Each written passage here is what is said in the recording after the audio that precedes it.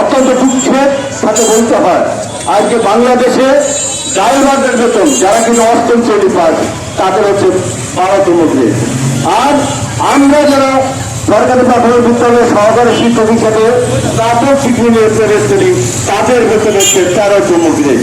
এ লজ্জা শিক্ষকদের নয়, এ লজ্জা জাতি, এ লজ্জা যারা জাতিকে নেতৃত্ব দেন তাদের।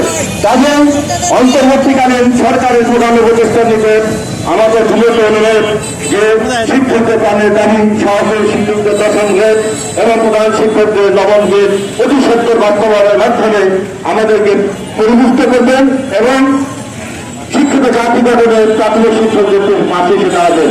তা না হলে আমরা ভবিষ্যতে কঠোর আন্দোলনে যেতে বাধ্য হব, আমরা এটার থেকে পিছু হবে না। আর আজকে যারা এসেছে তাদের মধ্যে বলি আগামীকাল এইখানে এই সময়ে টাঙ্গাইল জেলার সমন্বয় পরিষদের আয়োজনে মানববন্ধন হবে, সেখানে অবশ্যই আপনারা উপস্থিত থাকবেন।